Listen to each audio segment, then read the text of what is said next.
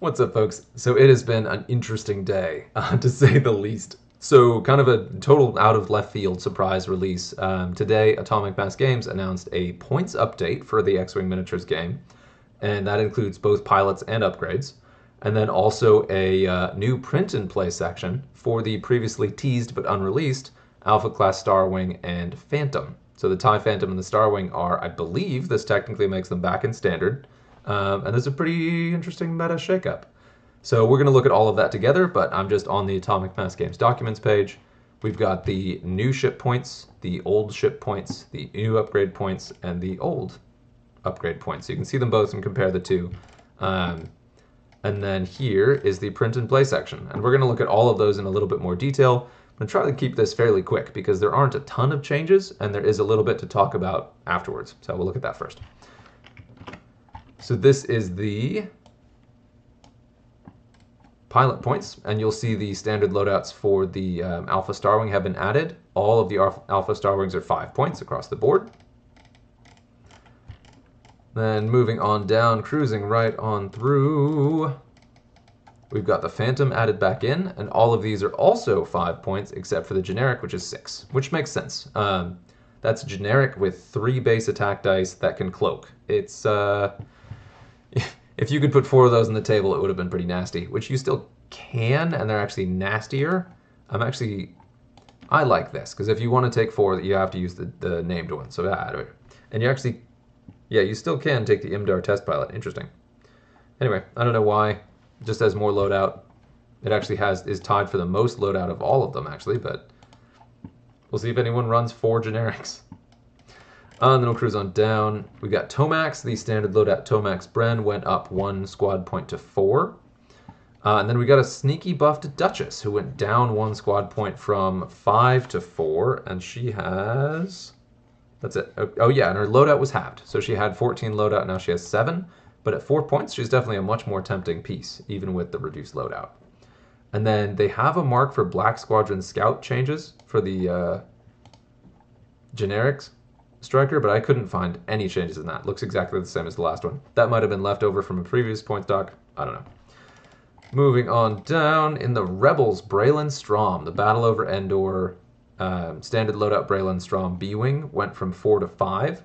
So now the Gina Braylon Battle over Endor combo, where the two just passively buff each other and pass over tokens, the combo of the two of them now went from 9 points to 10, if you want to bring both.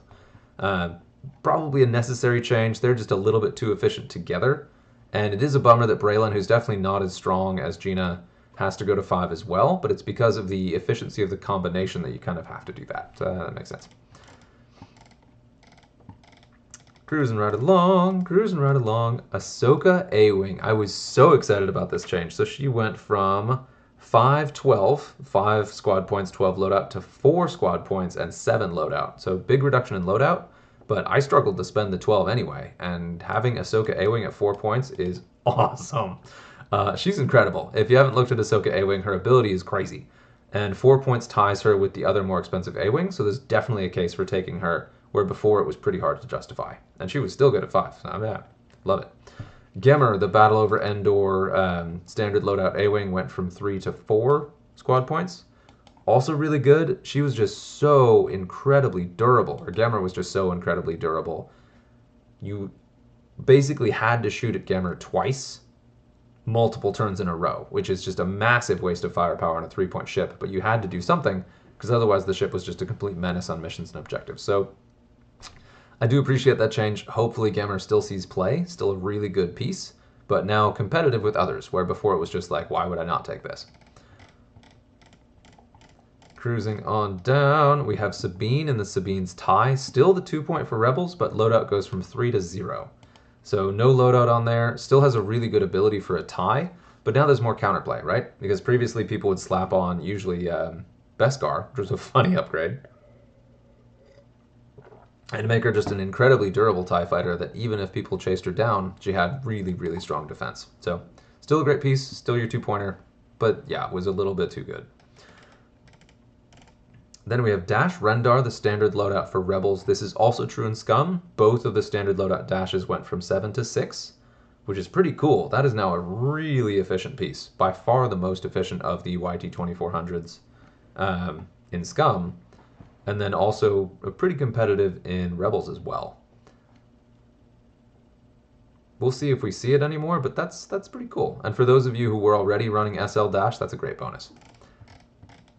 Speaking of Scum, we also saw Boba Fett, Notorious Bounty Hunter, go from 918 to 818, and he lost his crew slot.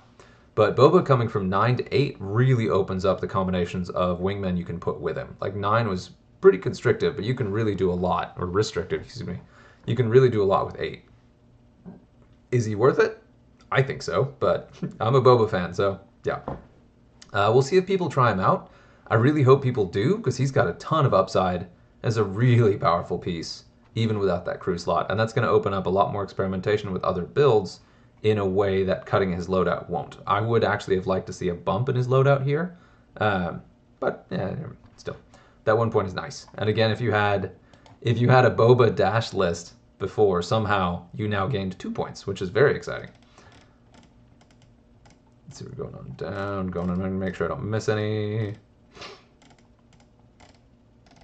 I believe that was, yeah, so there we go. We see the Dash Rendar go down to 6. So, excuse me, if you were running Boba Dash, you gained 2 points. So that's pretty cool. It's a lot of upside there. They're both I-5, so you get a lot of high initiative shooting. Yeah, I wonder. I think that's it for Scum, and then we go into First Order. I believe there's only one change in First Order. Yep, Silencer Kylo went from 722 to 724. So again, 2 loadout, which is pretty cool. I expect that's largely because Whisper Kylo has really been being taken a lot more than Silencer Kylo. I imagine the biggest reason for that is just the pure efficiency of Whisper Kylo, but Silencer Kylo is really, really good, and gaining that 2 loadout may be just what you need to open up some crazy combos. Yeah, I haven't seen Silencer Kylo in a while, and it would be cool to see him again. I can't believe I said that. My past self would smack me in the face because Silencer Kylo is a menace. But he's very cool and very iconic to the faction, and it's been sad that he hasn't been a part of the meta for a while. Resistance, we saw ZZ, and let me see here. Yeah, okay, went from 510 to 47, so lost 3 loadout to be 1 point cheaper. So ZZ was the only RZ2A wing that was still at 5, which didn't really make sense. Kind of punished for being just a really power piece. Still an incredibly powerful pilot, and we'll definitely see play now at 4. I say definitely. We'll see. I shouldn't say anything definitely. And then Elo Asti was an interesting one. Loadout halved from 8 to 4. So still a 4-point T70, but now just has the 4 loadout to spend. It for Resistance is pretty quick. And then kind of the pièce de résistance, the big important part. Oddball, Siege of Coruscant Arc Oddball went from 4 to 5. He's always been the strongest of the Arc list, the Arc 170 Republic list that usually runs 3, but sometimes 2. No one would ever take out Oddball. Oddball was always in there. By far the most powerful of them. I believe he even has an extra hit point over the other 2. Definitely was worth moving up to 5. He's been a 5-point ship all along, but that really makes it more clear. And that's only a 1-point change for those total lists, but that is enough to knock out an entire ship from most of the Arc lists, and that's really going to have a significant impact. I think it's still a really powerful list, but it's going to be more challenging to run for sure, and we're going to see it be less dominant, which is good. It's a list that's definitely kind of choked out the meta for a while here, and I'm curious to see what this opens up. Not a ton of other changes to Republic, but we do have this one. Ahsoka Tano in the Delta 7. Let's see here. She lost 1 squad point to go down to 5, so instead of being 6, she's 5. Now she's tied with Barriss and Mace for the cheapest Delta 7B, which is pretty cool. So you could run the 3 of them if you really want to at 5, and then figure out what to do with the other 5 points you have in the squad. I guess Oddball. Those 3 in Oddball is pretty gnarly. Yeah, that was pretty cool to see. She's really good. It makes sense that she was more expensive, but at the same time, to see Barriss, the actual traitor, spoilers, in lists so much more often in Republic Jedi lists than Ahsoka is pretty sad. So I would take this as even a lore change, let alone just a power change. That's pretty cool.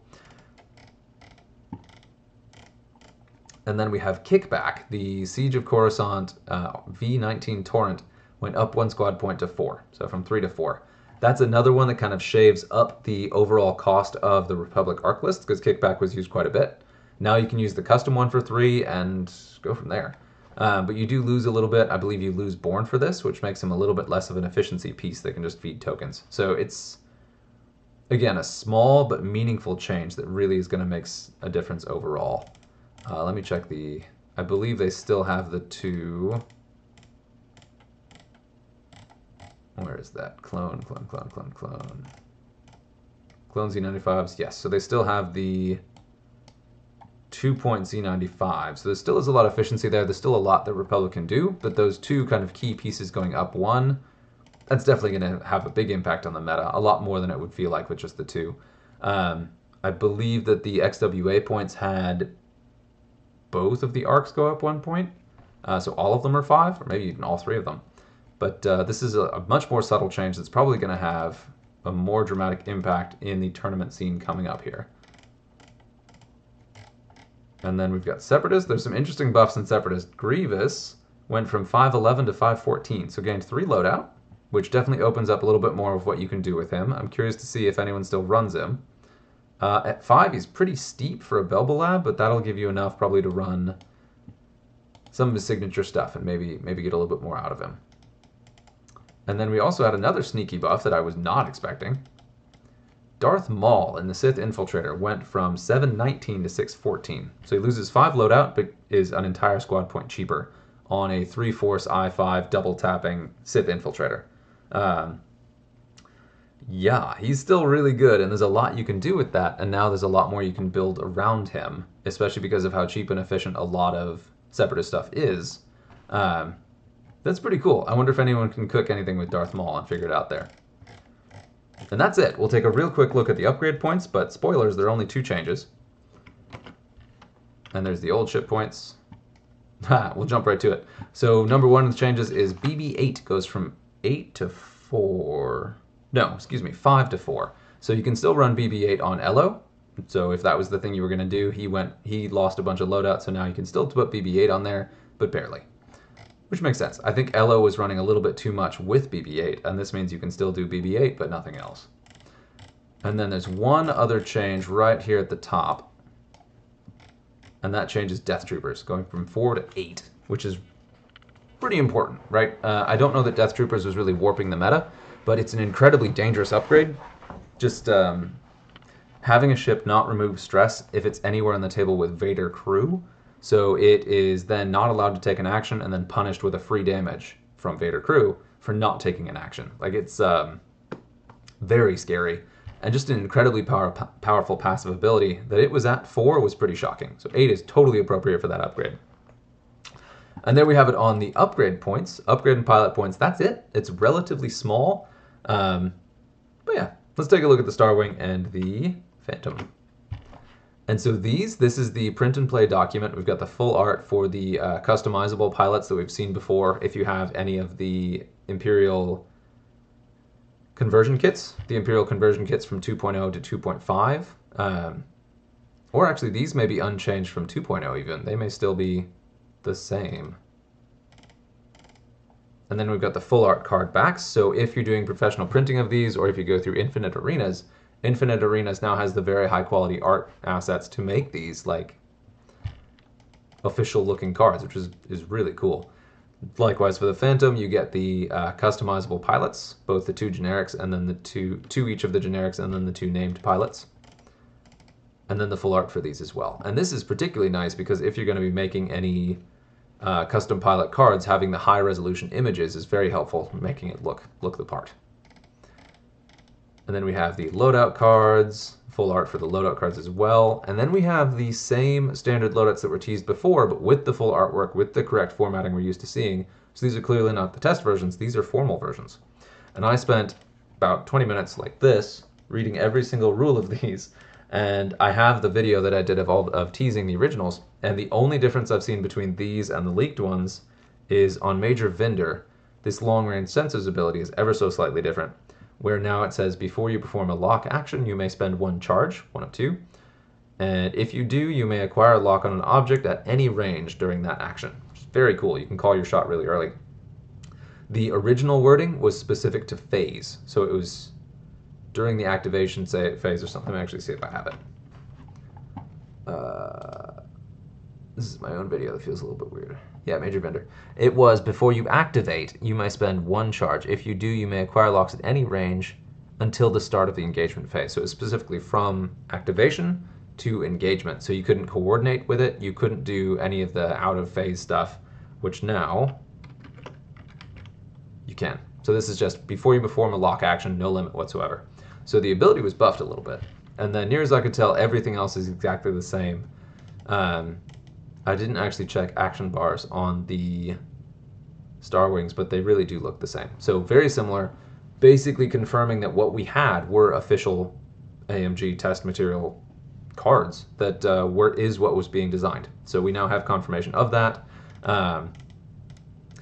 Yeah, and so this is a lot, very suddenly, totally unexpected. And really, it's pretty cool, and it was a really exciting thing to come into because, long story short, they did not have to do this. Like, the points update during the tournament section, that really does make sense because it was warping the meta. They probably were seeing attendance fall off through the next couple months because people didn't want to play the same points forever. But the way they made the edits is really interesting. Both they added, and it does feel on some level like this is all what they were planning to release around now anyway. The Star Wing, the Phantom, the points update that included both of those, and then also included meta adjustments, which is what we saw as meta adjustments to some of the top tier lists and some of the overperforming pieces. It felt very much like one of the small rules revisions or one of those small points revisions they've been doing over the last couple of years, and this is about the time they would probably do that. It is pretty funny though, because we were definitely told not to expect new points before the GTs, and then if I remember the exact wording, I want to say that I saw something from one of the community managers saying there will not be a points update before Adepticon, which is wild. And we'd all been assuming there wouldn't be any points update at all. So seeing one at all is pretty shocking, pretty exciting. And then these coming out is confirmation that they were working on unreleased content, that they had more stuff in the pipe that was designed, which for a long time, one of the big conversations in the community was the assumption that Atomic Mass Games just wasn't developing anything else. And if anything, this is confirmation that there was at least one product that was in the works and was basically done that we just hadn't gotten our hands on yet. And we don't know what else is in there or if there's anything else in there. Not going to read too much into that.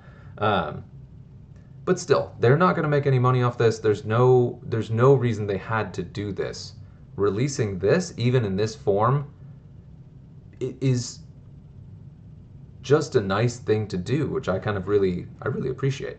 And I know I had a video that is aged poorly where I talked about, pardon, blinding optimism here, there's your trigger warning, where I talked about the way that Atomic Mass Games had handled development of X-Wing, and where there were some very weird things going on in terms of communication and maybe business decisions, but in terms of how they were handling the game, it really felt like people who were genuinely excited about what they were working on, both what they were developing and the game itself, and really enjoyed interacting with the players. And we really don't know what happened. We don't have the full picture. We don't know kind of what came crashing down.